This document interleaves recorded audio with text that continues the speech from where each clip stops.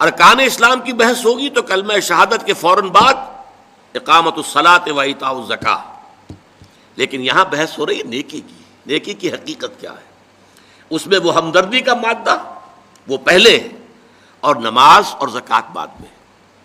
اور ان دونوں چیزوں پر غور کیجئے تو ایک عجیب جو ہے اس میں حکمت نظر آتی ہے کہ اس سے پہلے جو دو چیزیں ہمارے سامنے آئی ہیں نیکی کی بحث میں، ایک ایمان اور ایک خرچ کر سکنا، ضرورت مندوں کی ضرورتیں پوری کرنا میں اپنے مال کو خرچ کر سکنا۔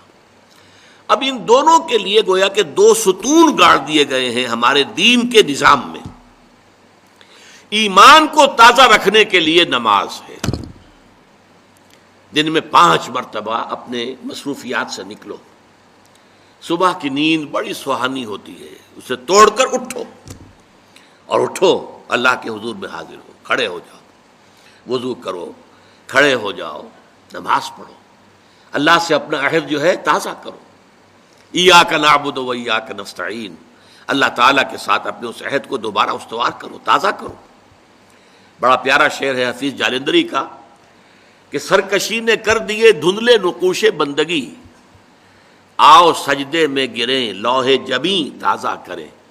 لوح کہتے تختی کو، جیسے تختی ہوتی تھی ہم لکھتے تھے پھر تازہ کرتے تھے اسے، اس کے اوپر پھر دوبارہ گاچنی سے اس کو دوبارہ جو ہے تاکہ اس پر لکھا جا سکے۔ تو یہ لوح جبیں جو ہے یہ ہماری، اسے رکھو زمین پر تاکہ اس میں بندگی کا جو نقش ہے وہ تازہ ہو جائے۔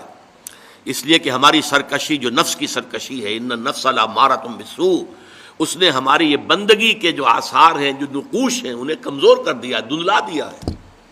تو نماز ایک ستون ہے، اور یہ جان لیجئے کہ اسلامی معاشرے کے اندر اس کی تنظیم، اس کی آرگنائزیشن کے لیے یہ یوں سمجھیے رکن رکین ہے، یہ عمود ہے، یہ سب سے بڑا جو ہے بنیاد ہے۔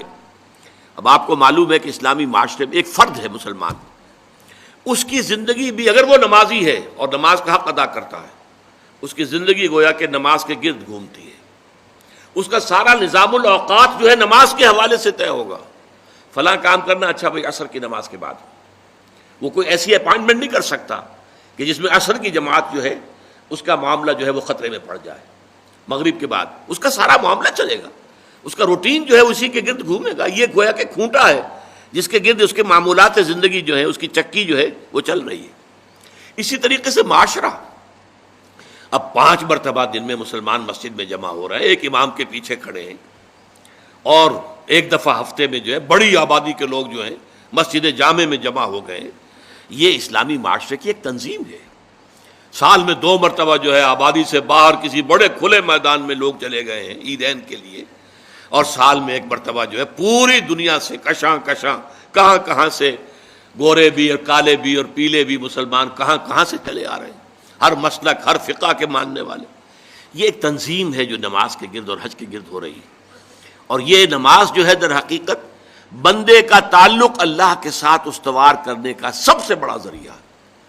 اس لیے کہ ہمارے معمولات جو ہیں وہ ہمیں اللہ سے غافل کر دیتے ہیں، ہم گم ہو کر رہ جاتے ہیں۔ وہ بڑا پیارا شعر ہے اقبال کا، کافر کی یہ پہچان کہ آفاق میں گم ہے، مومن کی یہ پہچان کہ گم اس میں ہے آفاق۔ آفاق میں گم ہو جانا، میرا یہ کام ہے، یہ کام ہے، یہ کام ہے، یہ کام ہے، یہ کرنا، وہاں جانا، وہاں سے وہاں جانا، وہاں سے وہاں جانا، ایک چکر ہے، ایک روٹین ہے، انسان گم ہو گیا۔ کہاں خدا کا خیال، کہاں آخرت کا خیال، آئے گا ہی نہیں، گم ہو گئے۔ اور ایک وہ ہے کہ جو گویا کہ دنیا میں رہتا ہے، بازار سے گزرا ہوں، خریدار نہیں ہوں، دنیا میں رہو اور دنیا میں گم نہ ہو جاؤ، بلکہ دنیا تمہارے اندر آ جائے، تمہارے قابو میں آ جائے، تمہارے تابع ہو جائے، تمہارے سارے معمولات تمہارے اپنے فیصلے کے، تمہاری خودی کے